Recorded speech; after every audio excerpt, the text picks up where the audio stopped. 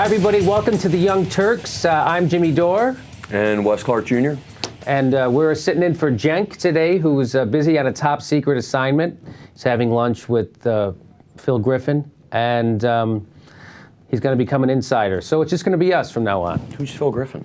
Oh, who's the head of the MSNBC? I don't know. I think that's who it is, right? Yeah, I got it right. Okay. So let's get to it. So the president gave a speech this morning. Should we get right to it? I think we should get right to it. We should talk about how he's going to cut the deficit. The president, in the middle of a depression that's going to get even worse, everyone's predicting it's going to get even worse, decided to do the exact opposite of what you're supposed to do in a depression, which is stimulus spending. He's worrying about the deficit. So he's now he's advancing Republican talking points. He's advancing more Republican. So let's listen to let's play the first clip and we'll see what he had to say, and we'll come back and we'll let you know what he had to say. Okay. But all these reductions in spending by themselves will not solve our fiscal problems. We can't just cut our way out of this hole. It's going to take a balanced approach. If we're going to make spending cuts, many of which we wouldn't make if we weren't facing such large budget deficits, then it's only right that we ask everyone to pay their fair share. And that's why this plan eliminates tax loopholes that primarily go to the wealthiest taxpayers and biggest corporations. Tax breaks that small businesses and middle-class families don't get. And if tax reform doesn't get done, this plan asks the wealthiest Americans to go back to paying the same rates that they paid during the 1990s, before the Bush tax cuts. I promise it's not because anybody looks forward to the prospects of raising taxes or paying more taxes. I don't. No, it's not. That's not why, because nobody wants to pay more taxes. The reason why he's proposing this now is because he knows it will never pass, and it makes him sound like a lefty right before an election. Just like all the stuff he said about how he's going to put on a comfortable shoe and walk with the unions. And so it's all, again, this is just posturing by Barack Obama. He doesn't mean any of it. What I think is interesting is the reaction, like in the news media about it, by saying, oh, he's going to raise taxes by $3 trillion, and he's not. And he's not even raising taxes that much. I mean, if you look at this, it's $1.5 trillion in tax increases out of the $3 trillion. The rest is cuts, $1 trillion of which is Afghanistan, which I think is a smart thing to cut. But it's not going to fix the economy, and it's not going to get people back to work. You want to cut Afghanistan? You mean you don't want to fight him over there? No, we're going to have to fight him over here. I'd rather fight him over here. You're just going to spend less than gas to get there. I would rather fight him over here. It's easier. That's right. So you think, I think it's just posturing. I think he knows it's not going to, he'll never get these. Oh, he'll never get it passed by this Congress. He couldn't raise the taxes, repeal the Bush tax cuts when he had control of Congress. He's certainly not going to do it now. When he had everything. Yeah. So. Of course, he also didn't try. No, right. When he had everything. Right. But now that he can't get it done, he's willing to put it on the table. And now he's going to pretend try, right? So that's all. He's going to give it a college try. He's going to pretend try. He's going to propose stuff he knows that it's never going to pass. And it's hard though. I mean, he's in a tough position because if you look at the public and what the public is wanting from the president, okay, yeah, we've got this huge deficit here. It's kind of, but not really related to the economy. So you can raise all the taxes you want. It's not going to have the economy come back into shape. I don't think it's necessarily going to hurt the economy that much either. See, what you're saying is if we got rid of the deficit tomorrow, that wouldn't help the economy. No, it wouldn't. It wouldn't make a difference. It wouldn't make a difference. Well, that's my point originally is like he's out there doing the exact opposite. It's like when you say he's in a tough spot, he's in a tough spot because that he put himself in. I mean, yes, because he wants to advance Republican ideas, and he knows that the Republican ideas don't really work to create jobs, right? They have the exact opposite. Like when you cut the deficit right now, it will actually create more joblessness, right? Instead of absolutely it will. So that's the tough spot he's in. It's like, how do I keep being a Republican yet help the economy? And the answer is you can't. I did the patent thing. I did that Republican idea. Isn't it funny? It's like we have a Democratic president. He goes, all right, let's fix the economy. So let me see what the ideas the Republicans have that I like too, and then we'll pass them. Instead of, hey, I have some ideas I'd like to get passed. Well, I mean, tax policy is all a part of it, but you can't just do one and not the other. I mean, the problem is we're being competed against by sovereign wealth funds and countries that don't necessarily have the same rule of law we have. You're talking about China? Well, I mean, you can talk about China, you can talk about India, you can talk about Turkey, Mexico, anybody who is exporting to us. But it comes down to every law we passed in the 50s, 60s, 70s, worker protection, environmental protection, healthcare, none of that means anything because you're betting it against the cost of 10 cents a day plus the cost of diesel fuel to ship it over the ocean. So that's it. So, and that's when people talk about a rigged economy. When you it's totally rigged economy. And it's rigged against the workers of the world. Well, at least the workers of the United States. Right. That's right. And it's also rigged against the workers, like say in other places, because when they take a job from the United States and send it there, they're being actually exploited. They're not because they don't have. They're happy to be exploited because there's no other jobs. But it's also it all moves under this idea that somehow we live in a free market society here, and we don't. I mean, anybody who knows anything about the government realizes that what the government is responsible for is regulating trade within the United States. You've had 40 or 50 years of people with a lot of money setting the rules to get us into this position that we're at right now. Right. And you can't somehow fix the economy without changing a lot of those rules. And they don't really address them. Right. So when someone says we have a free market, what they mean is we have the people with the most money are free to influence the rule makers that set the rules for the market, which makes it rigged against you, the worker. Absolutely. Yes, that's what. And then there's different forms of rigging the economy, like China. So they don't have worker protections. They don't have environmental protections. The government directly invests money with other companies. Oh, if you're not on the government side in China, you're not doing business. You're not doing business there, right? Yes. That's simple. So that was let's go to Brock's next clip. Let's go to 13, where he's got a new slogan. It's not class warfare. We'll let him say it. Go ahead. Either we ask the wealthiest Americans to pay their fair share in taxes, or we're going to have to ask seniors to pay more for Medicare. We can't afford to do both. Either we gut education and medical research, or we've got to reform the tax code so that most profitable corporations have to give up tax loopholes that other companies don't get. We can't afford to do both. This is not class warfare. It's math. It's not class warfare, it's math. And I'm here to say it's not math, this is posturing. That's all this is. You see how uncomfortable he got when he said we have to close the loopholes on corporations and like he's tripped over his words twice, which that's Freudian slips. And I don't know. Don't look to me for support on that. I don't know anything about psychology. I don't know if that's technically a Freudian slip, but it was obvious that he got a little tongue-tied when he had to talk about. Am I supposed to say this? Yeah, like did Timothy Geithner okay this? Is this okay? Can I say this? Well, a lot of people, because that class warfare thing, I hear that all the time. Like I'll admit, I'm dating a woman who listens to conservative talk radio. Okay. Registered Democrat, right? Vegan, really, animal rights activist. She's just got this weird blind spot in her head, and she's always using expressions like class warfare. They're trying to take money. It's like, how much money do you really make? I mean, really?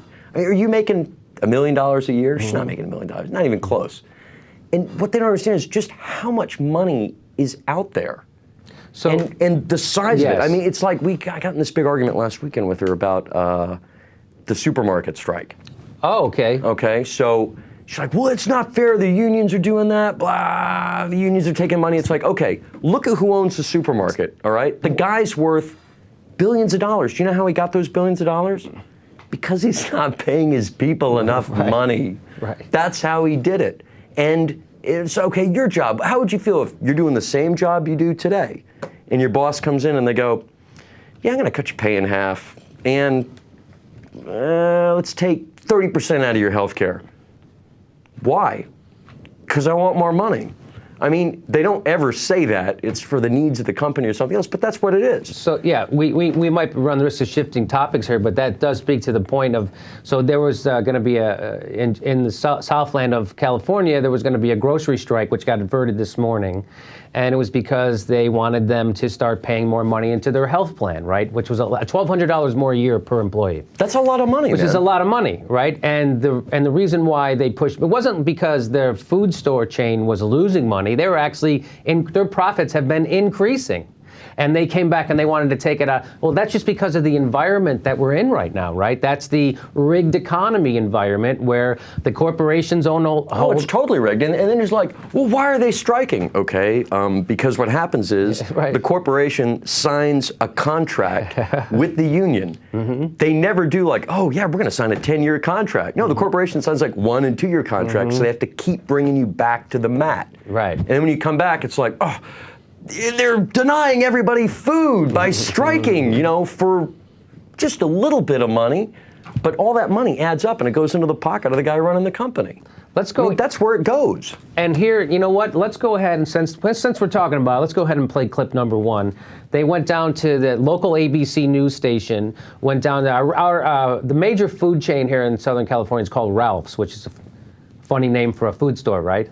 Right? Ralph's. Okay, I'm going to go over to Upchuck's and get some, anyway, it's just a funny name for, so they took ABC went down and took their cameras to talk to some people on the street, right? Because I can't understand an issue unless I first hear from people who don't know what the fuck they're talking about. All right, so here's a young lady had something to say. Go ahead. Everybody's got to give right now. And I can't even tell, I don't even want to say on air how much I pay for my health care. The strike is not right. We have enough problem in California, and this adds more problem. Okay, so for the first lady's point, she's like, everybody's got to give right now. Meaning the workers. Meaning the workers. The workers have to give. The company those workers are working for, ma'am, are increasing profits. So why would they have to give right now? And this is a very important point because she goes, I don't even want to tell you what I have to pay, right? Oh. So her theory, so the way her brain works, the way the system is being set up, is not that she sees an inequity, like, hey, we're all being squeezed in this economy over healthcare. It's about time somebody made a stand, like these grocery workers. No, she goes the other way. She goes, I don't get it. They shouldn't get it. These are just lowly grocery. I work in an office, and so to me, I know, like it's so much harder to work in an office answering a phone than bag people's groceries. I mean, seriously. It's like, I don't even want to tell you what I have to pay. So instead of going, yeah, why don't we all get together and get a better, get a better way to take care of our healthcare? But she's like, screw these guys.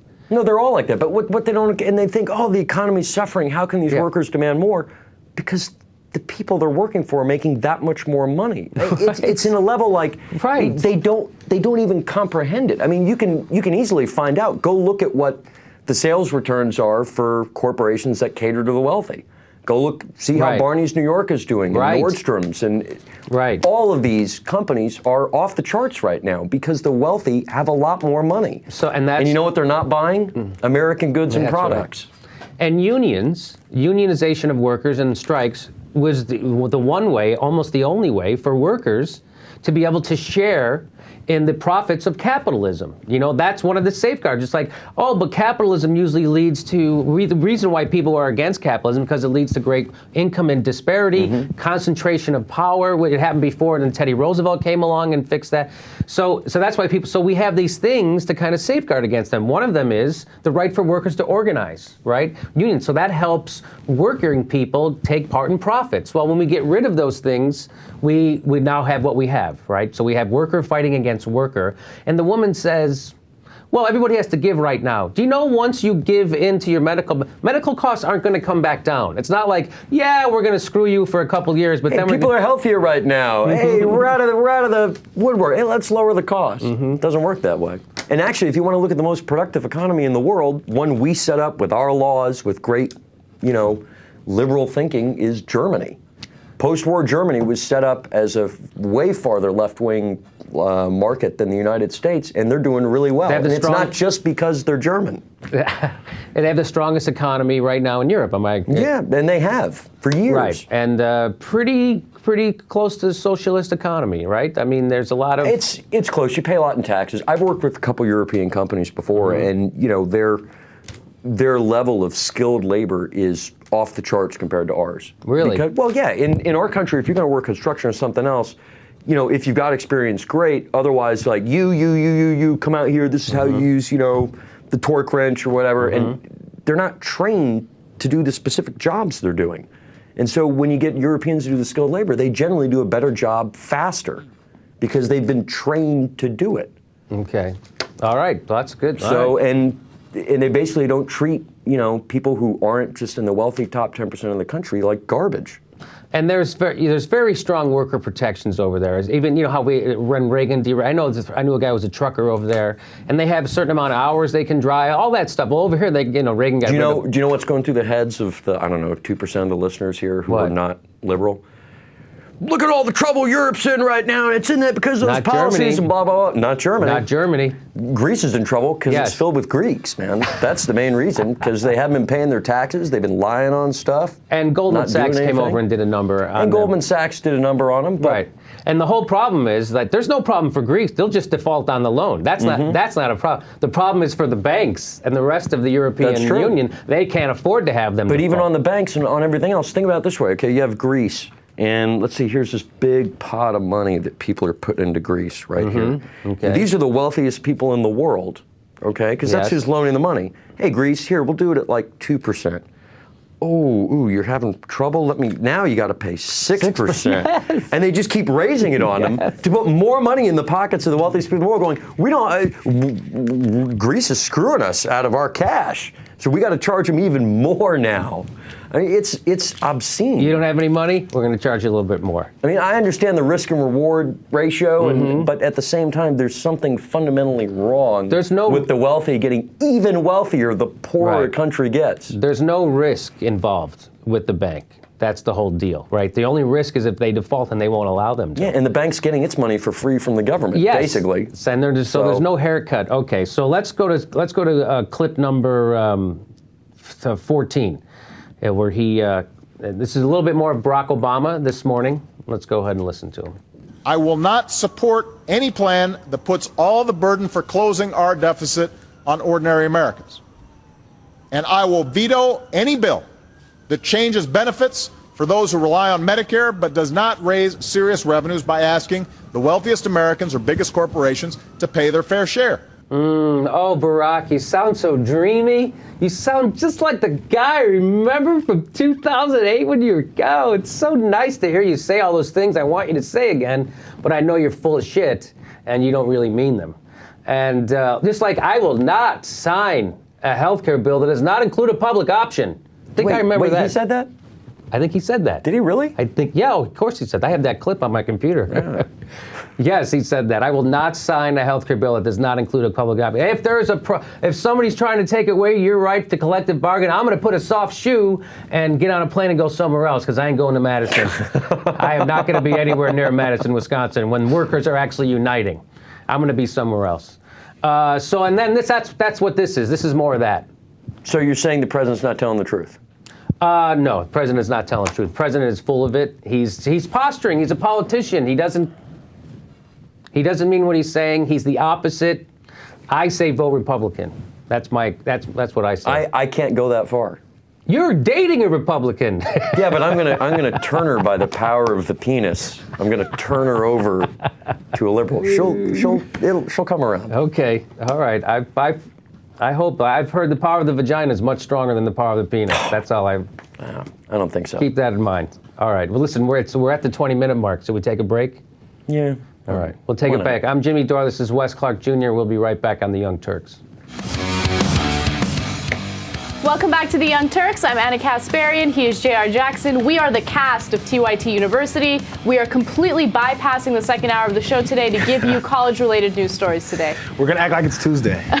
I'm just kidding. We're going to do our regularly scheduled program. However, you guys should definitely check out TYTU, which we basically do live every Tuesday at 3 p.m. Eastern Time on our website, theyoungturks.com. Basically, we do it live. Yeah, well, we do it live. We do it live, but I say basically because sometimes we have issues starting on time, but we'll keep that a little secret. Anyway, we have great stories ahead for you guys. Later on, I'm going to tell you what causes the most deaths in the United States, something that we did not expect. Okay, traffic accidents were supposedly the cause of deaths, top cause of deaths in the United States, but it turns out that it's actually something else. We'll give you those details later. But another thing about today. As you guys know, Jimmy and Wes just did the first hour. Cenk will be back tomorrow. We didn't give them that information because we didn't want them to know. But no, he'll be back tomorrow. He's just out today, business. That's all I'm gonna tell you. Yeah, business. By the way, we are actually working on a campaign. Aaron Wysocki is working on a campaign where you can donate your Twitter accounts to us. There's more information about this on our website, so go to theyoungturks.com. Basically, we want to help you guys. We want to have you guys help us in promotion. So there are more details about this on theyoungturks.com. Go check that out. Now let's get started with the stories. Yeah. The Emmys happened last night. Of course, that's a huge news story that most entertainment shows talk about in great detail. Not just the Emmys, the primetime Emmys. I think that's either nighttime or evening or primetime Emmys. They call them one of those because there's the daytime Emmy Awards and there's the nighttime Emmy Awards. I'm not sure which one has more pull and more respect in the business, but I feel like last night had more. You think it had more respect? I think so. I don't know why. Just because those are the I don't know which are moneymaker shows or bigger shows, but like it seems like those are the shows people. Nobody's talking about Judge Judy, how it comes on at 11 in the morning. They're talking about Modern Family that comes on at 8. Which also shows. Modern Family did very well with the Emmys last night. But what I did want to talk about today is something that involved Alec Baldwin. Alec Baldwin was invited to the Emmys, however, he did not show up. And some people are speculating that he did not go to the Emmys because it turns out that Fox had cut one of his jokes. Now, in the joke, he was supposed to play a TV executive talking on the phone, and while he was on the phone, he was supposed to say, "Rupert, is that you? I can hear you breathing, Rupert." So, of course, he was referencing the phone tapping scandal with the News of the World. Now, Alec Baldwin did confirm that Fox cut his joke. In fact, he tweeted, and in his tweet, he said, "Fox did kill my News Corp hacking joke, which sucks because I think it would have made them look better. A little." And as I mentioned, he did not show up to the Emmys, but then later on he explained himself and said, "I actually went to Tony Bennett's 85th birthday."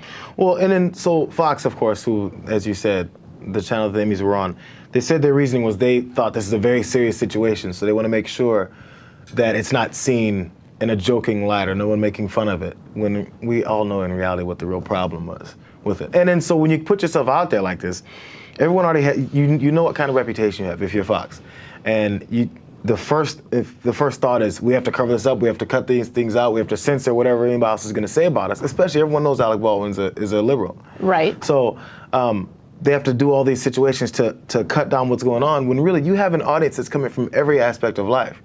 Just let it go. Obviously we know their excuse was BS.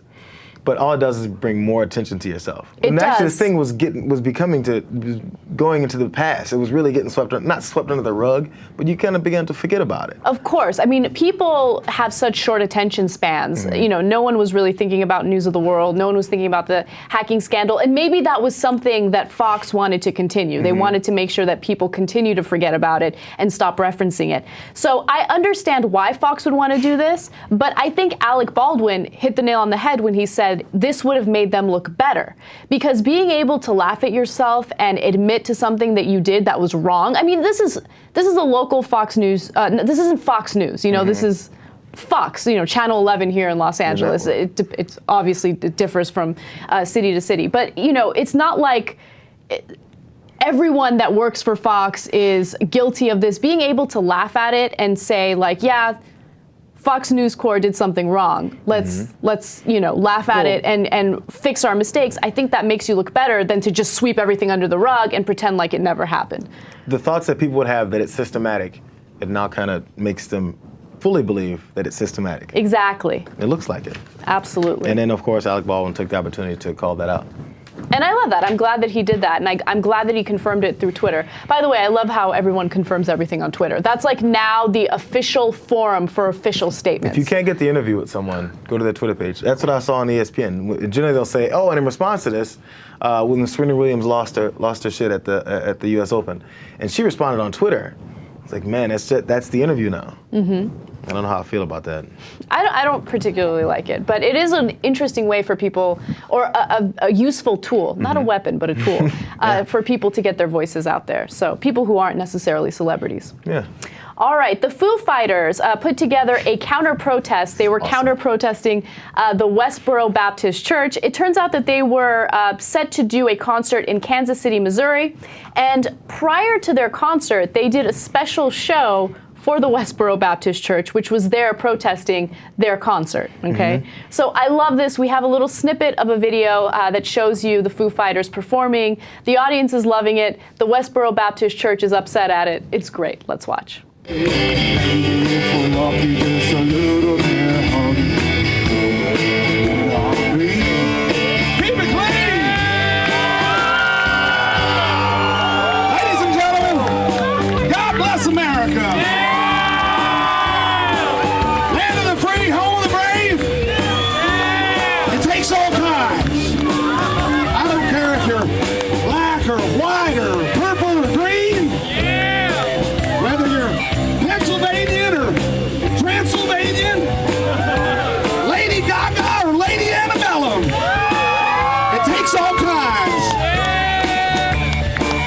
loving women and women loving men and men loving men and women loving women. Yeah, you know we all like to watch that. But what I'd like to say, God bless America, y'all.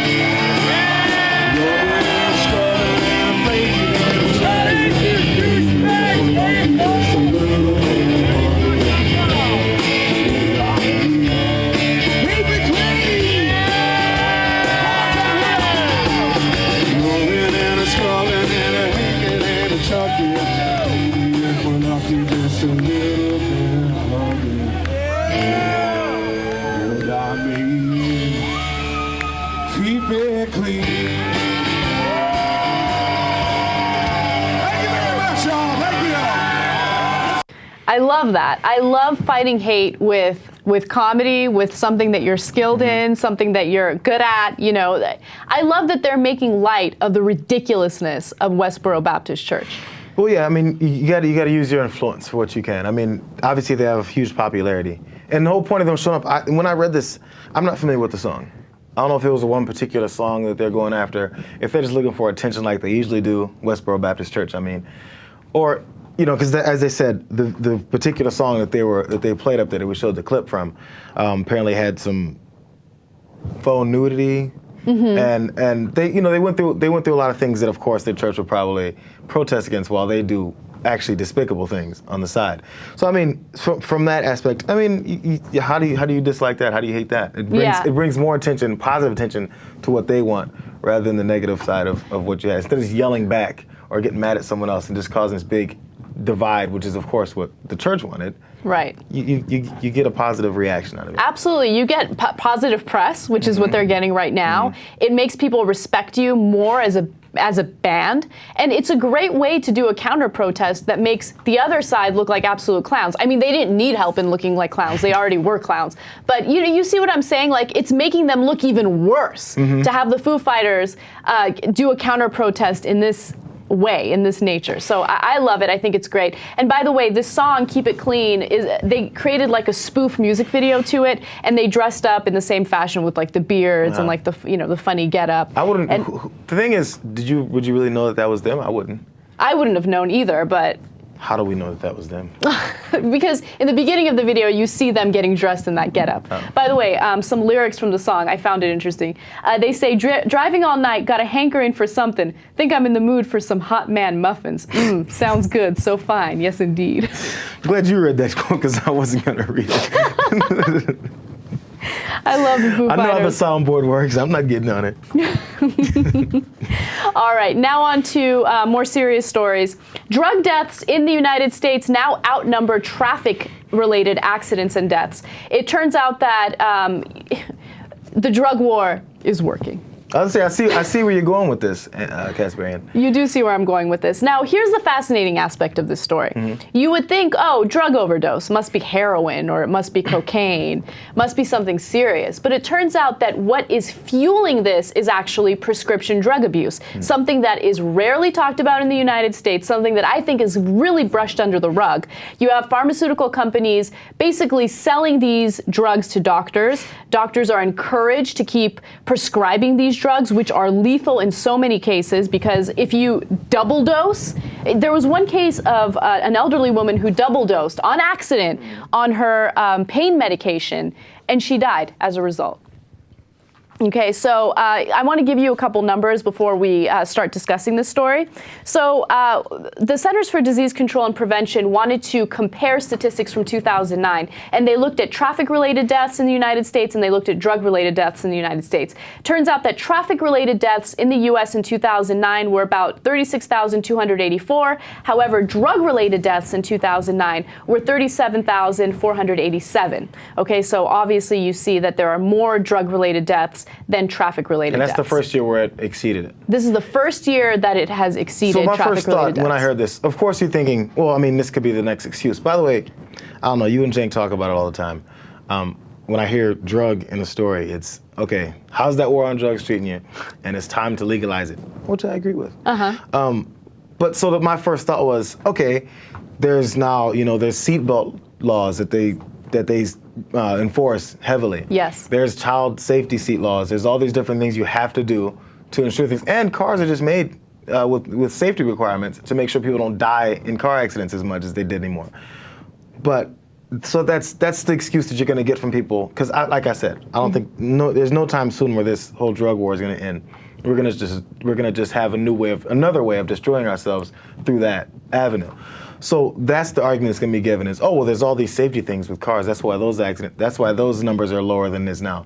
But in reality, the street drug game is what's going to continue to be pushed. Right. So when you speak some kind of facts, you're going to say, yeah, accidents are down because of these factors. When it comes to things like drugs, they're not going to say, so pills are killing all these people, because those aren't the scary people. Scary people aren't dying from popping pills and then going to a high school party, as was said in one of these other situations where someone's kid goes to a party and then he ends up missing and dead on someone's porch. Those aren't the scenes that we see in movies. We don't see someone there's no tying your arm up and shooting yourself up with a needle. That's the scary stuff. Those are the scary people who sell and do those drugs we need to put away as soon as possible, and which we identify as the war on drugs. This doesn't count as a war on drugs. I'm giving you the stupid point that's going to continue to let this keep happening. No, you're absolutely right about that. And the problem with the war on drugs is not just the fact that it doesn't work, it's the fact that it's so unbalanced, okay? The people who are really fighting for the war on drugs, those are the people who are so disingenuous, okay? Because they don't believe in saving lives. If you believed in saving lives, then you would look at the statistics and you would realize that prescription drugs are killing so many people in the United States. People are getting overprescribed, and there's this whole mentality toward prescription drugs, whether it's painkillers, whether it's anti-anxiety pills. There's this whole mentality that these pills are completely fine because they're legal. The government has approved them. The FDA has approved them. It's completely fine, right? So you have this unbalanced war because you have pharmaceutical companies pushing these prescription drugs and saying, basically buying politicians, buying doctors, something that we've talked about time and time again on the show. And then at the same time, you have drugs like marijuana that are illegal in the United States. Doesn't make any sense. And that's the thing. I mean, I'm not sure if the argument is to, put these with the illegal drugs that, that are seen in the same light as the street drugs. Because, I mean, I don't know. I guess I don't know the whole route of how it goes. So I don't know the degree that doctors are and doctors who prescribe these drugs, how much they're in the game and how much they're in the system. Are they another level of the dealers? All that stuff. I don't know. But the thing is it's just strictly a matter of how easily we take it. Like, oh, it's just a pill. Exactly. And dude, one of the things that I read that freaked me out, fentanyl, I think, is I can't pronounce half these drugs. A painkiller that is 100 times more powerful than morphine. Yes. So that's not said just normally and out there. People may think, oh my God, he was smoking some weed, so he totally robbed that store. Big deal, but nobody's talking about how this is so much more powerful. And then you may glance over just driving and see someone, they took pills because they're on pain medications. They have back problems. You don't realize they're fucked up worse than somebody who's drinking. Right, you're absolutely right. It's not put on the same radar. And I've seen people like that, and you glance over and I'm like, no, that guy's not drunk. He's on something. And I'm not saying like, weed, cocaine, any of that type of stuff. He's on some pills, which is worse. Just to give you another statistic that will blow your mind, it turns out that prescription drug overdoses now cause more deaths than heroin and cocaine combined. Yeah. Heroin and cocaine combined, okay? Prescription drugs cause more deaths than those two drugs that you hear about all the time when it comes to the drug war. So look, one of these painkillers, the one that you mentioned, comes in the form of a patch, but there's another painkiller medication that comes in the form of a lollipop. I mean, what kind of message does that send out? Like, if it's as powerful or more powerful than morphine, I don't know. I don't want it put in the shape of a lollipop, and I don't want this nonchalant attitude toward drugs like this. And don't get me wrong, I'm not trying to be an advocate for the war on drugs, and I'm not saying that we should put these prescription drugs in the same category. I'm just saying that there needs to be at least a little more regulation when it comes to these pharmaceutical companies convincing doctors, or in a lot of cases, giving doctors gifts to prescribe these drugs, to overprescribe these drugs. And I'm not trying to get on the doctors. The real evil here are the pharmaceutical companies. Yeah. So, I mean, maybe one of those drug commercials that, I don't even know if they even do drug commercials anymore. Have you seen any? I just remember the egg. like the in pan. Zoloft commercial? No, I mean like illegal drug commercials. Like there was I those see. old school ones that I feel like only came on PBS when I was 10 years old. But it's like, parents have drugs. Parents who use drugs have kids who use drugs. And then you put the egg in the frying pan and there's your brain on drugs, all that stuff. I don't know if they do those anymore, but maybe there just needs to be an awareness campaign about how bad prescription drugs are. Okay, awareness campaign, sure. I'm in favor of that. But here's one thing that government officials are advocating. They're saying people who have leftover prescription drugs should turn them into authorities. So like, let's say you were prescribed pain medication and you purchased those painkillers and then you took them and then you're no longer feeling pain. You should just give those drugs back to authorities. Except you paid an arm and a leg for those drugs, right? They're not keeping that in mind. And also, like, how about doctors just don't overprescribe these medications to patients? I know it's not that easy. Obviously, you don't know how long the pain will last if you're a doctor. You don't know whether or not they're going to need it. But keep in mind, these are highly addictive medications. You shouldn't just prescribe them if someone is, someone's head hurts a little bit. Yeah. You got to be really careful. These drugs get people hooked, Or if and someone that's has- exactly what pharmaceutical companies want. Or if maybe someone has a history of addiction in general. Maybe they got over something else. Maybe they used to drink, whatever. And it all kind of connects. I mean, maybe there's a background, not a background check, but just like at least knowing your patient and knowing what their tendencies are. And I don't know if there's an alternative. I don't know. Let's take a really quick break. When we come back, we're going to talk about Walmart taking over food deserts. It's a really interesting story, and people are obviously very opposed to it. We'll be back with that. And Jersey Shore, they received a massive tax credit in Jersey. Yeah, I'm wondering what your thought about that might be. All right, we'll be back with that and more.